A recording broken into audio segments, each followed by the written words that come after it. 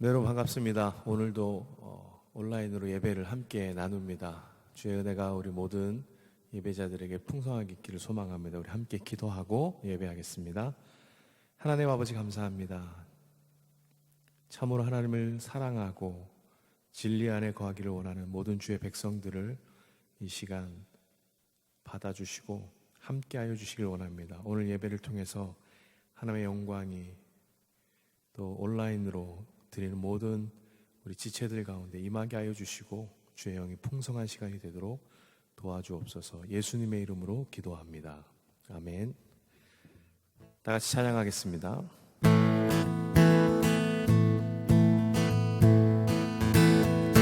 주님의 마음이 있는 곳, 주님의 시선이 있는 곳,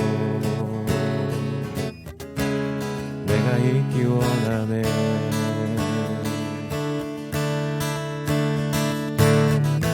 광야에 꽃을 피우시고 사막에 강물을 내시는 주의 놀라운 손길, 푸른 마르고 꽃은 시드나 주의 말씀은 영원하네. 전능하신 주, 거룩하신 왕, 주님의 말씀 이루시네.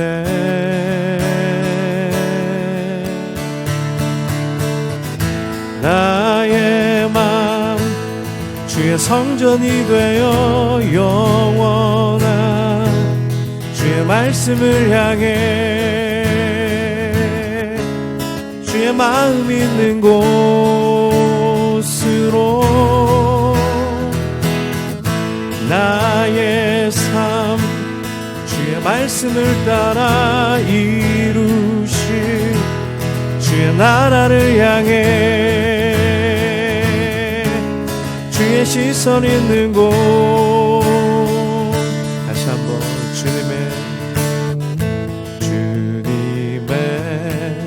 마음이 있는 곳, 주님의 시선이 있는 곳, 내가 있기 원하네.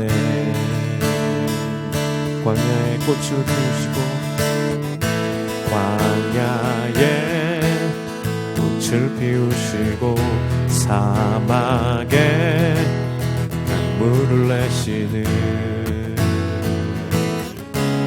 주의 놀라운 손길. 아멘. 푸른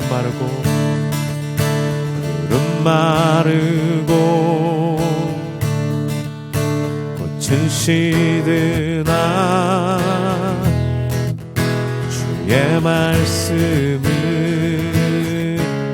영원하네. 전능하신 주, 거룩하신 왕, 주님의 말씀 이루시네.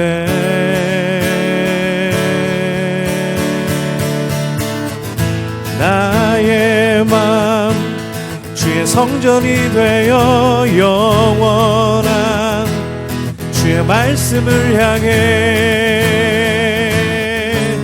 주의 마음 있는 곳으로 나의 삶 주의 말씀을 따라 이루실 주의 나라를 향해 주의 시선 있는 곳.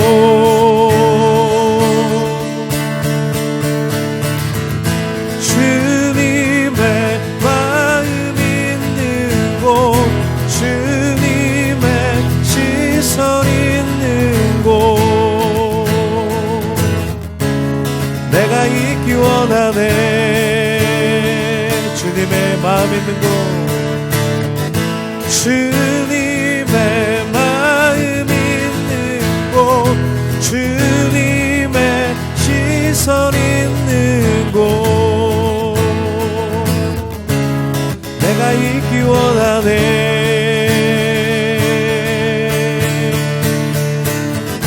나의 맘 주의 성전이 되어 영원한 주의 말씀을 향해 주의 마음 있는 곳으로 나의 삶 주의 말씀을 따라 이루신 주의 나라를 향해 주의 시선 있는 곳,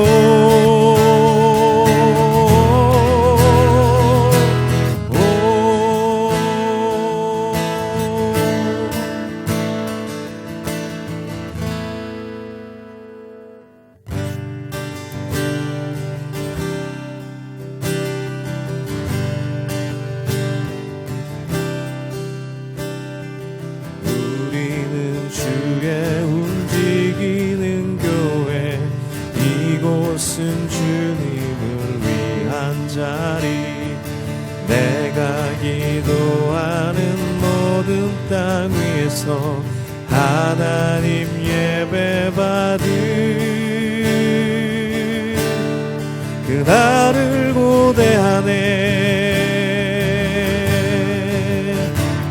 나의 노래로 주님의 성전을 지으리, 높임을 받으소서. 이스라엘의 찬송주 거하신 주님은 거룩하십니다. 두 손 들어 주님의 보좌를 만들고 온 맘 다해 경배하라. 구름 날개 사이에 임하신 것처럼 내 위에 임하소서.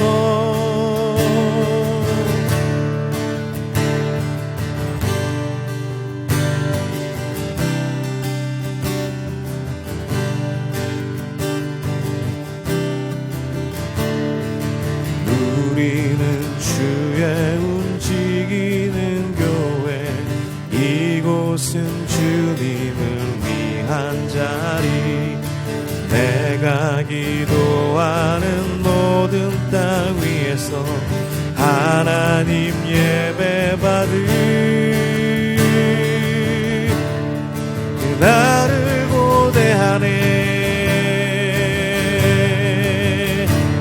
나의 노래로 주님의 성전을 지으리, 높임을 받으소서. 이스라엘의 찬송주 거하신 주님은 거룩하십니다. 두 손 들어 주님의 보좌를 만들고 온 맘 다해 경배하리. 구름 날개 사이에 임하신 것처럼 내 위에 임하소서. 하나님 우리가 이곳에 섰으니 이 땅을 치유하소서. 하나님 우리가 어디에 있든지 주를 높이리다. 열방들아 주님을 송축할지어다. 그 발 아래 입 맞추라. 영원한 통치자 주 예수 그리스도, 그는 위대하신 왕.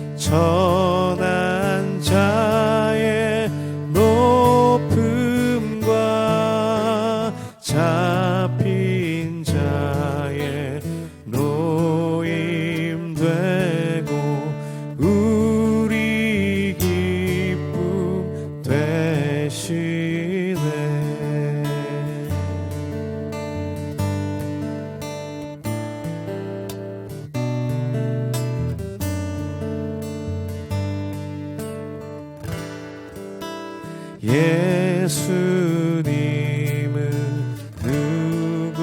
누구신가? 온 교회의 머리와 온 세상의 구주시며 모든 왕의 왕이요 심판하실 주님 되고 우리 영광 되시네. 온 세상의 구주시며 모든 왕의 왕이요 심판하신 주님 되고 우리 영광 되시네. 하나님, 그렇습니다. 주님은 온 교회의 머리가 되시고 온 세상의 구주가 되시며 모든 왕의 왕이십니다. 하나님, 우리가 그 하나님을 예배하고 높여드릴 때에 우리 삶 가운데 잃어버렸던 우리의 온전하신 왕 주 예수 그리스도를 우리가 바라보며 다시 한번 내 삶의 주인으로 고백하는 우리의 삶이 되도록 주님, 저희 가운데 좌정하여 주옵소서. 오늘 예배도 주님께 의지하며 나갑니다. 하나님, 우리의 모든 것을 받아주시고 흠량하여 주옵소서. 감사하며 주 예수 그리스도의 이름으로 기도합니다. 아멘. 네, 여러분 반갑습니다. 오늘 함께 나눌 하나의 말씀은 마태복음 21장 12절에서 17절까지 말씀입니다.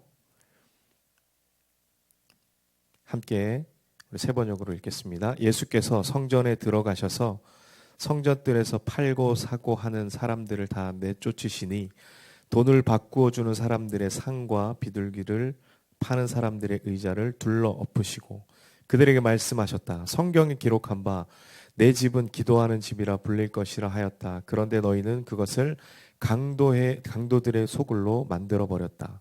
성전들에서 눈먼 사람들과 다리를 저는 사람들이 예수께 다가왔다. 예수께서는 그들을 고쳐주셨다. 그러나 제자들과 율법학자들은 예수께서 하신 여러 가지 놀라운 일과 또 성전들에서 다윗의 자손에게 호산나 하고 외치는 아이들을 보고 화가 나서 예수께 말하였다. 당신은 아이들이 무엇 하는지 듣고 있소. 예수께서 그들에게 말씀하셨다. 그렇다. 주님께서는 어린아이들과 젖먹이들의 입에서 찬양이 나오게 하셨다 하신 말들을 너희는 읽어보지 못하였느냐. 예수께서 그들을 남겨두고 성 밖으로 나가 베다니로 가셔서 거기에서 밤을 지내셨다. 아멘. 네, 오늘 말씀 함께 나누기 전에 우리가 잘 알고 있는 노래를 만든 사람들이 쓴 곡이 있습니다. 시인과 촌장이라는 멤버 듀엣이죠. 어른들은 잘 알고 계시는데 아마 여러분들 시인과 촌장들은 몰라도 이 노래를 얘기하면 알 겁니다. 가시나무. 내 속엔 내가 너무도 많아. 그런 노래 아시죠? 이 시인과 촌장의 노래입니다. 그분들이 만든 노래 중에 1990년에 발표된 쉼이라는 앨범이 있습니다. 그 쉼이라는 앨범에 들어있는 쉼이라는 노래가 있는데요. 그 노래 가사가 이렇습니다. 당신의 곁에 있어요. 나 먼 여행에서 이제 돌아와. 당신의 곁에 있어요. 나 오랜 방황 이제 끝내고. 찾았어요 사랑 그렇게 아름답게 날 위해 피 흘린 참사랑. 노래가 참 좋습니다. 한번 들어보시면 좋을 것 같네요. 쉼이라는 노래를 들으면 우리가 어딘가에서 방황하고 또 여행처럼 살아가는 삶이지만 그 방황의 마지막은 도착이고 여행의 끝은 집으로 오는 것입니다. 최근 들어 호텔과 바캉스가 합쳐진 호캉스라는 말을 우리 젊은 사람들이 많이 쓰는데요. 외국에 나가지 않고 그냥 가족끼리 아니면 소소히 모여서 호텔에서 여유를 즐기거나 휴가를 즐기는 것을 호캉스라고 합니다. 그러나 호캉스를 몇 달을 하거나 몇 년을 사는 것은 그리 좋은 일은 아닙니다. 물론 호텔에 조식을 먹고 부대 시설을 즐기면서 여유롭게 노는 것은 좋지만, 예, 김필 씨가 노래한 것처럼 언젠간 가겠지, 다시 가야 돼요. 집으로 가야 됩니다. 예, 거기서 우리가 천년만년 살 수가 없습니다. 여행과 호텔에서 지내는 이 짧은 이 묘미와 즐거움은 있지만 거기서 평생 살 수는 없는 것입니다. 여러분, 인간이 살아가면서 필요한 세 가지 요소가 뭐가 있죠? 인간이 살아갈 때 필요한 세 가지 요소, 의와 식주, 그렇죠? 의식주라 그럽니다. 이 세 가지 요소를 충족해야 기초적인 생활을 할 수가 있습니다. 만약 의식주가 없다면 인간은 삶을 살아갈 수 없으므로 생명을 유지할 수가 없게 됩니다. 그렇기 때문에 의식주는 꼭 필요합니다. 옷과 음식과 집은 꼭 필요한 것이죠. 자, 옷을 우리가 좀 최소한으로 입고 먹을 것을 대충 최소한으로 때우더라도 생활하며 거주하는 곳이 보호받지 못한다면 그것만큼 힘든 일은 없을 것입니다. 그래서 홈리스들이 생활하는 것이 굉장히 어렵죠. 입고 먹는 것은 어느 정도 어떻게든 최소한으로 우리가 해결할 수 있다지만 집의 문제는 쉽지 않습니다. 왜냐하면 사람들이 살아가면서 어디에 거한다는 것만큼 안정감을 주는 것이 없기 때문입니다. 그래서 예전에 젊은 사람들은 몇 년 전만 해도 대출을 받아서라도 내 집을 사겠다. 그런 붐이 일던 데가 있어요. 그런데 그 붐이 일었는데 그게 이제 하우스포로 전락해버린 거죠. 자, 요즘 TV에서 보면 제가 가끔 보는 프로그램이 하나 있는데 그게 뭐냐면 구해줘 홈즈라는 프로그램입니다. 여러분 다 아시죠? 예. 시청률이 한 5에서 7% 정도 나오는 걸로 제가 확인했는데 그것을 보면 연예인들이 나와서 어느 한 사람 아니면 가정이 아니면 친구들이 이제 이런 조건으로 집을 사려고 합니다. 그러면 이 연예인들이 두 팀이 되어서 집을 찾아주는 거예요. 그래서 막 한 두 채, 세 채씩 보여주고. 근데 재밌는 게 뭐냐면 그 사람들이 어떤 집을 선택할까 그걸 보다는 그 연예인들이 이렇게 한 채, 두 채 이렇게 보여주는 그 집들을 보는 게 굉장히 이렇게 쏠쏠한 재미가 있어요. 저런 집도 있구나. 제가 뉴질랜드 살 때, 저희는 그렇게 이제 이 컨디션이 좋지 않은 집을 렌트해서 살았기 때문에 늘 이제 저희가 그렇다고 해서 저희가 많은 돈이 없었기 때문에 좋은 집에 살 생각도 없었죠. 그 엄두도 못 냈죠. 근데 이제 지나가다 보면 이렇게 집들을 팝니다. 그러면서 이제 집들을 그 안에 내부 사진을 이렇게 붙여놓고 이게 집을 판매하는 그런 간판이 있어요. 그럼 이렇게 보면 이 집은 이렇게 생겼고 이 집은 화장실이 2개고 방이 4개고 뭐 이런 것들을 보면서 그냥 제가 사는 것도 아니지만 그냥 쏠쏠한 재미가 있어요. 그래서 구해줘 홈즈를 보면 아마 그런 대리 만족이 아닐까 생각이 듭니다. 내가 살 집이 아니라도 저런 집 좋네. 나중에는 저런 집에서 살아보고 싶다. 이런 그냥 막연한 기대감이 소망이 생깁니다. 여러분 누구나 자신이나 자신의 가족을 보호하고 싶어하는 공간이 필요합니다. 그래서 사람들이 좋은 집을 원하고 큰 집을 원하고 편안한 집을 원하는 것입니다. 여러분 성경에 보면 시편에 보면 하나님이 거하시는 곳이 있어요. 그것이 어딘지 아십니까? 하나님이 거하시는 곳.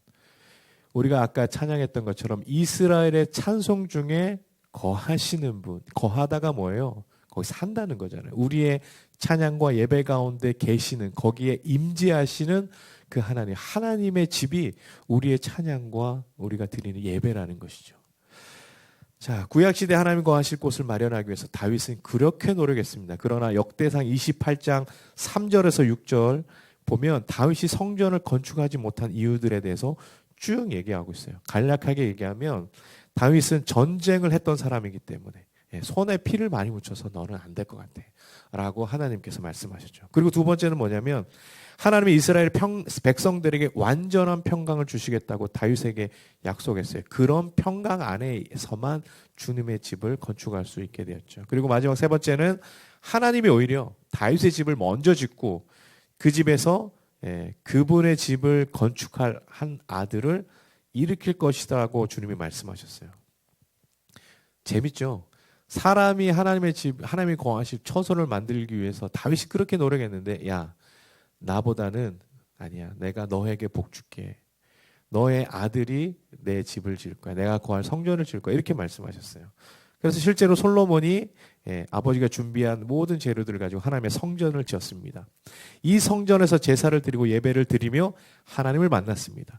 솔로몬이 여호와의 성전을 하나님께 봉헌해 드릴 때 제사장들이 능히 서서 섬기지 못할 하나님의 영광의 구름이 그 성전에 임했다라고 성경 기록하고 있어요. 그래서 아예 그들이 엎드릴 정도로 그 영광의 그 하나님의 구름에 압도되는 그런 일들이 이 솔로몬 성전에 임했다는 것입니다. 이스라엘 백성들에 있어서 성전이 갖는 의미는 굉장히 중요합니다. 왜냐하면 그들의 모든 것이 성전 중심, 다시 말해서 하나님 중심, 야훼 중심으로 시작되었기 때문입니다. 그런데 여러분 그 성전이 파괴됐다는 거 아니겠습니까?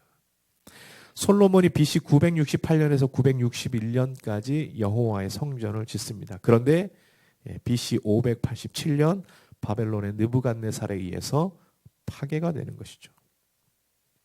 그래서 1차 파괴됩니다. 그리고 고레스 왕은 BC 539년 10월에 바벨론을 정복하고 이드메인 BC 538년에 유다 백성들을 예루살렘으로 귀환하게 합니다. 그래서 그때 스룹바벨이 유다의 총독으로 임명을 받죠. 그래서 스룹바벨이 성전을 짓게 됩니다. 이게 에스라에 있는 말씀이죠.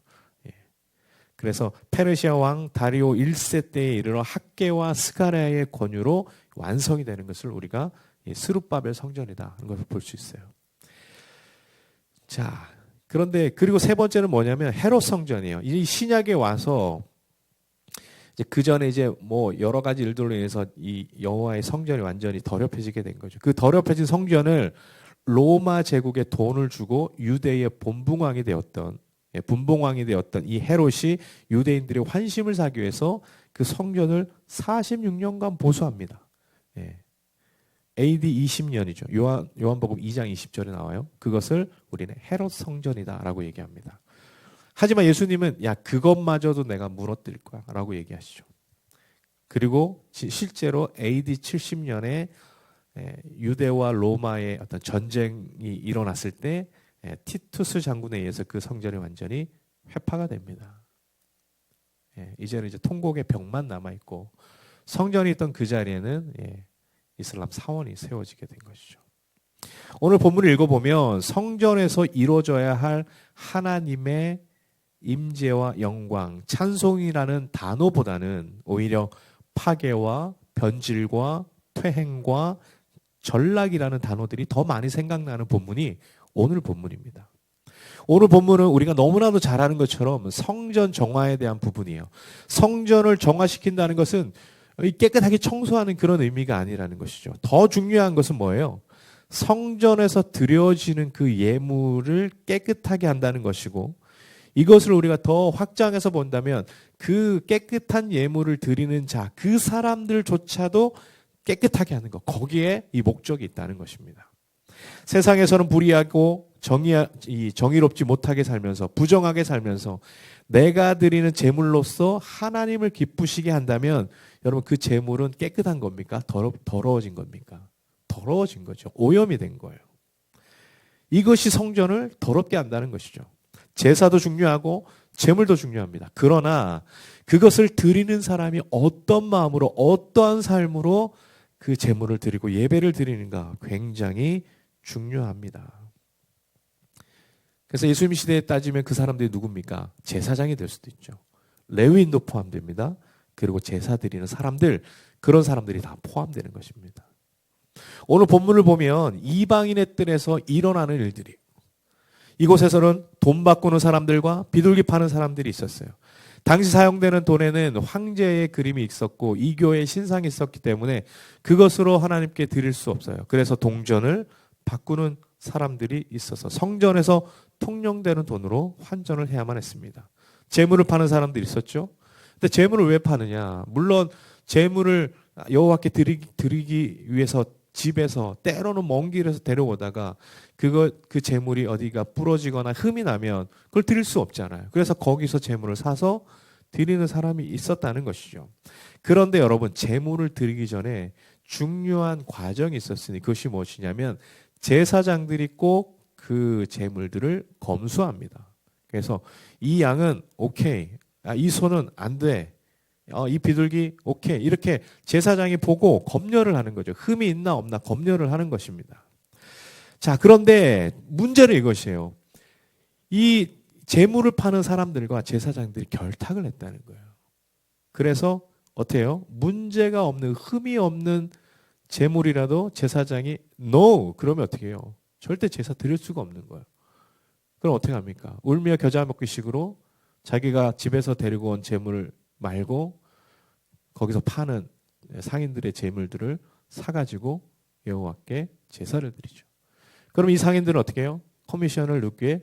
커미션을 제사장께로. 이렇게 이런 관계들이 서로 이런 안 좋은 것들에서 이제 상생의 일들이 일어나고 있습니다. 성전에 오신 주님은 이 모든 것을 완전히 뒤엎어 버리셨습니다. 그래서 13절에 이렇게 말씀하고 있죠. 그들에게 말씀하셨다. 성경에 기록한 바 내 집은 기도하는 집이라 불릴 것이라 하였다. 그런데 너희는 그것을 강도들의 소굴로 만들어 버렸다 그랬어요. 자, 여러분 성전의 의미, 성전의 기능은 무엇일까요?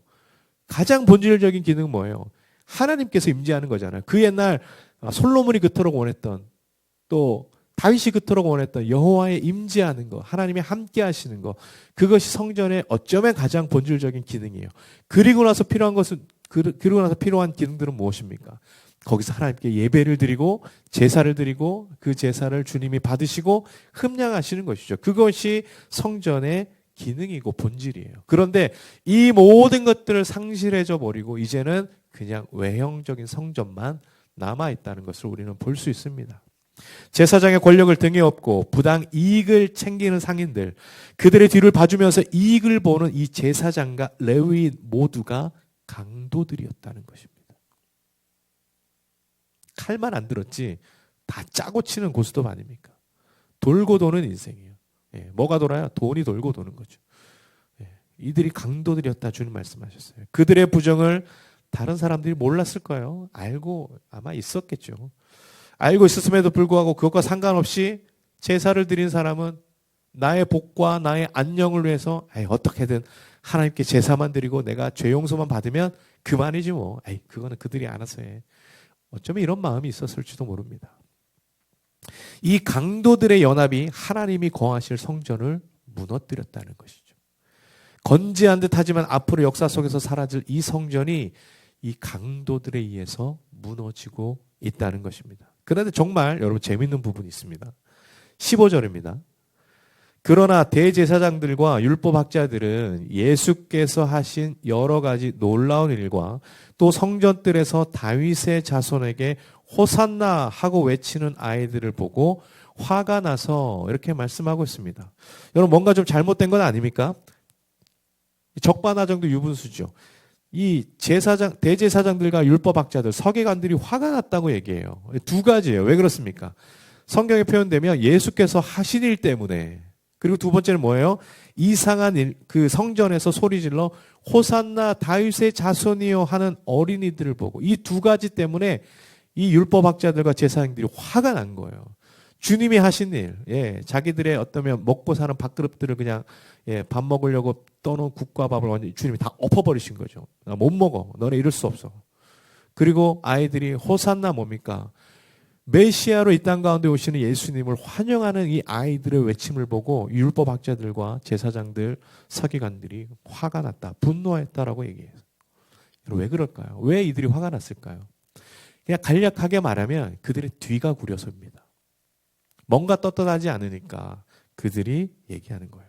그들이 은밀히 하는 이 모든 일들이 어쩌면 잘 되고 있었는데 지금까지 아버지와 내가 대를 이어서 지금 열심히 내가 먹고 살고 있는데 제사장으로 레위인으로 이렇게 상인으로 먹고 살고 있는데 어디서 본 적도 없는 시골 이 촌뜨기가 와가지고 그걸 다 엎어버리고 아이들은 그런 청년을 보고 호산나 다윗의 자손이요 이렇게 외치니까 여러분 제사장들 입장에서 보면 속이 쓰립니까 안 쓰립니까? 이건 쓰리다 못해 거의 암 선고 받는 수준이죠. 그래서 이 무지막지한 예수라는 이 사람을 우리가 없애야겠다. 그래야만 자신들이 살아남을 수 있는 유일한 방법이기 때문에 예수님을 없애기로 계속 실행해 옮깁니다. 여러분 성전의 개념은 무엇입니까? 하나님이 거하시는 곳이에요. 우리가 집에 거하듯이 하나님께서는 성전에 거하십니다. 그러나 그것이 여러분 보이는 성전입니까? 보이는 교회입니까? 보이는 어떤 것입니까? 우리는 어떤 건물적인, 외형적인 그곳에 가야만 주님이 임재하신다라고 우리가 생각할 수 있어요. 예. 구약에선 그랬죠. 구약에선 그랬죠. 이스라엘 백성들이 포로로 에스겔을 보면 이스라엘 백성들이 포로로 잡혀갔을 때 거기서 에스겔이 환상을 보지 않습니까? 환상을 보고 나서 그것을 어떻게 깨달아요? 예루살렘에만 계실 것 같았던 그 하나님이 운행하시고 어디든지 함께 하시는 그 환상을 에스겔 선지자가 보게 되는 건 아니겠습니까? 여러분 구약의 그 성전은 주님이 거하시고 주님이 임재하시는 상징으로 있어요. 그러나 신약을 살고 살았던 사람들 그리고 지금을 살아가는 우리 시대에 있어서 교회란 무엇인가? 성전이란 무엇인가? 여러분 이 개념은 굉장히 중요합니다. 지금 계속해서 SNS에서 교회에서 오프라인 예배를 드려야 된다. 온라인 예배를 드려야 맞다. 이런 것들이 계속 설왕설래하고 설전이 오갑니다. 다 중요합니다. 그러나 여러분 정말 중요한 것은 무엇입니까? 우리가 이런 상황에 있어서 우리가 오프라인으로서 모여서 예배를 드리는 것 중요하지만 그렇게 모여서 예배를 드렸을 때에 나 개인의 문제로만 그것이 끝나면 어려움이 오고 나 혼자만 감염이 되고 그러면 문제가 없겠지만 이것이 어떻게 돼요? 사회적으로 퍼져나가는 근원지가 되기 때문에 이것은 사회의 공공성을 두고 봐서라도 이것은 굉장히 우리가 중요한 부분이라는 것이죠. 가끔 이렇게 연락이 옵니다. 우리 교회 성도님들이 교회에 가고 싶어요. 교회에서 예배 드리고 싶어요. 이렇게 많이들 말씀들 하십니다. 그 마음 이해가 됩니다. 주일에 텅 빈 교회를 보면 그렇게 저도 성도님들이 가끔 그릴 때가 있습니다. 그런데 여러분 내가 주님을 만나는 그 현장은 아까도 말씀드렸지만 우리가 지어놓은 건물이 아니라 나의 삶으로 드리는 현장이 되어야 되는 것이에요. 그것은 마치 내가 거룩한 제물이 되어서 하나님이 받으시고 임재하실 만한 최고의 예배의 현장이 되어야 하는 것입니다. 이러하기 때문에 우리가 모이는 것도 의미가 있으며 흩어지는 디아스포라 교회도 의미가 있다는 것이에요. 오늘 이 영상을 통해서 말씀을 듣고 예배를 드리는 우리 청년들과 성도님들 중요한 것은 무엇입니까? 내 삶의 현장은 정말 하나님이 거하시고 하나님이 임재하시는 예배 장소가 되고 있는가? 내가 드리는 찬양과 내가 드리는 예배와 삶의 자리에서 주님이 시편 22편의 말씀처럼 그 찬송 중에 거하시는가? 우리가 그것을 생각해야 되는 것이죠. 우리는 모이기만 하면 좋아. 모이기만 하면 됐어. 이 정도면 괜찮아. 이것을 주님이 원하시는 것이 아닙니다. 주님이 이방인의 뜰에서 그 재물들을 얻고 그 상인들에게 뭐라고 호되게 치고 이 채찍질을 하셨던 그런 분노하시는 예수님의 마음이 어디에 무엇 때문에 그럴까요? 너희가 온전한 예배를 드리고 있느냐? 우리가 그것을 봐야 되는 거죠. 로마서 12장 1절에서 2절에 나와 있는 정말 살아있는 온전한 참된 예배를 우리가 드리고 있는가? 우리가 이것을 봐야 되는 것입니다. 시편 66편 1, 2절에는 이렇게 말씀하고 있습니다. 새 번역입니다. 주님께서 이렇게 말씀하신다. 하늘은 나의 보좌요 땅은 나의 발받침대다. 그러니 너희가 어떻게 내가 살 집을 짓겠으며 어느 곳에다가 나를 쉬게 하겠느냐. 주님의 말씀이시다. 나의 손이 이 모든 것을 지었으며 이 모든 것이 나의 것이다. 겸손한 사람, 회개하는 사람, 나를 경외하고 복종하는 사람, 바로 이런 사람을 내가 좋아한다. 주님이 이렇게 말씀하셨어요. 여러분, 어느 누가 하나님을 교회에, 어느 누가 하나님을 성전에 거하시게 할 수 있습니까? 인생의 누구라도 그렇게 할 수 없습니다. 그러면 여러분 질문을 바꿔봅시다. 누가 주께서 머무실 거룩한 성전이 되시겠습니까? 누가 하나님이 임재하시는 성전이 되겠습니까? 우리가 시편 66편, 이사야 66편 1절을 보면 이렇게 말씀하고 있죠.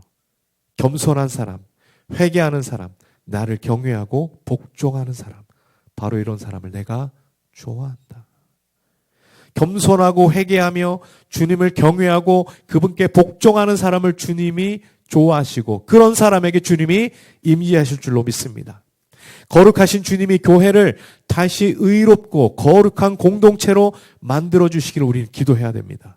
오늘날에도 교회는 여전히 탐욕과 욕심이 뒤섞인 죄물에 뒤섞여 있다는 것이죠. 부끄러운 모습이 여전히 교회 안에 남아 있습니다.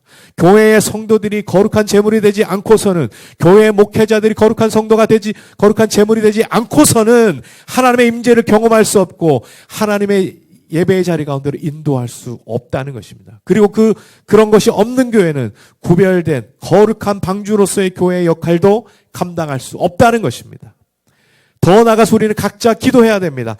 하나님께서 교회를 거룩하게 부르시지만 우리 각자가 거룩한 성전이 되어 하나님이 거하시고 임재하실 장소가 되며 하나님과 내가 만나는 회막으로서의 나의 삶이 되기를 여러분 기도하셔야 됩니다. 우리가 하나님을 인격적으로 만나는 우리의 삶의 예배가 없고 우리가 하나님의 은혜를 정말 사모하지 않는다면 우리가 교회에 모여서 드리는 그 예배가 무슨 의미가 있겠습니까? 주님이 다시 오실 때 여러분 우리 각자들을 찾으실 것입니다. 불순물을 녹여서 정금을 만들어내듯이 하나님의 말씀이 우리의 마음을 흔드시고 녹이시고 걸러내시기를 여러분 구하십시오. 기도하십시오. 지금 우리는 사순절을 보내고 있습니다. 절제와 거룩함이 필요한 시간입니다. 아울러 우리 주 예수 그리스도를 묵상하는 시간이 되어야 됩니다. 여러분, 나의 삶이 거룩한 성전이 되어서 하나님이 받으실 만한 예배의 처소로 변화되기를 소망합니다. 그러기 위해서는 우리는 더 겸손해져야 되고 우리는 날마다 우리의 삶을 돌아보며 회개해야 되며 주님을 경외하고 복종하는 사람이 되어야 되는 것입니다. 작은 것조차에서도 우리가 주님의 것을 구별하고 혼합된 것에서도 거룩함을 찾아내며 난무한 것에서도 순결을 선택하기를 소망합니다. 사랑하는 청년 여러분, 우리의 삶을 하나님 앞에 전적으로 드리길 원합니다. 제가 정말 감사한 것은 우리가 지난주에 며칠 되지 않지만 우리가 대구를 위해서 우리가 청년들이 십시일반으로 재정을 내고 우리가 후원을 했습니다. 우리 청년들이 43만 원이라는 그런 후원금을 내서 저희가 대구 교회 협의회 쪽으로 저희가 송금을 했습니다. 청년 여러분 감사합니다.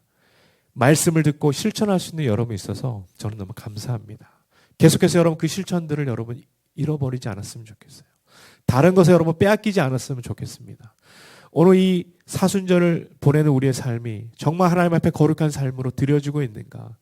우리가 예수 그리스도의 십자가를 진다고 말하지만 우리의 삶과 상관없이 우리의 말과 혀로만 그 십자가를 지고 있지는 않는지 여러분 다시 한번 돌아봤으면 좋겠습니다.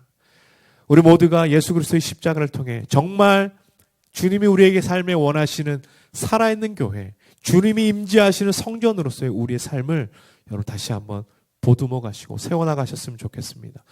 고린도전서 3장 10절의 말씀처럼 우리가 주님의 거룩한 성전 아니겠습니까? 주님이 우리를 받으실 만한 예배, 또 주님이 거하실 만한 처소가 되어서 우리의 삶을 아름답게 바꿔나가는 귀한 은혜가 또 새롭게 도전하고 결단하는 우리 모든 삶이 되시기를 주님의 이름으로 축원합니다.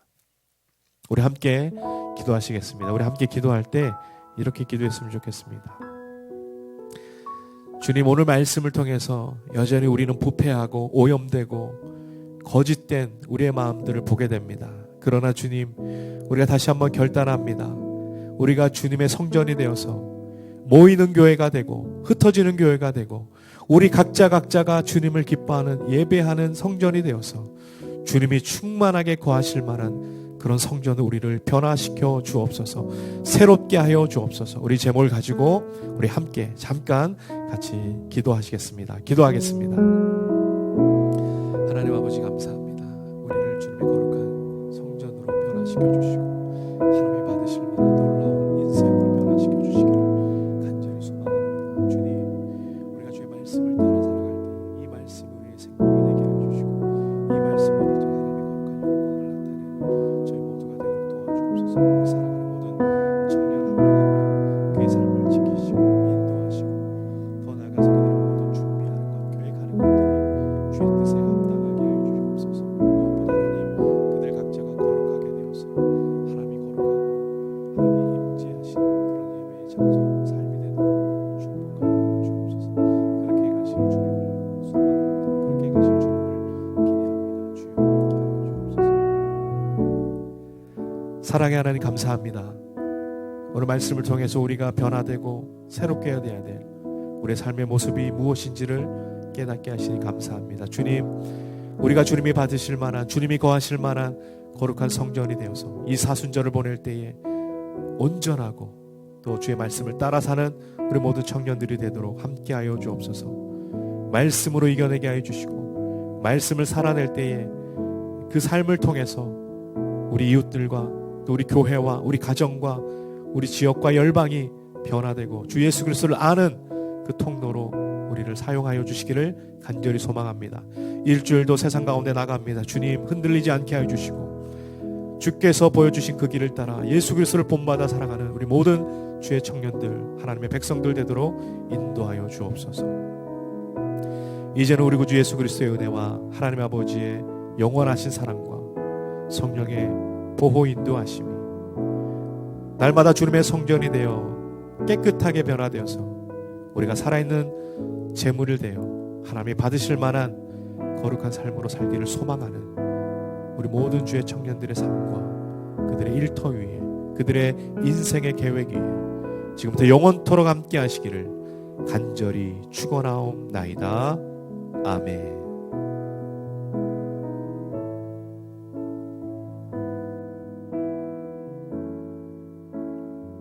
한 주간도 주 안에 승리하십시오. 사랑하고 축복합니다.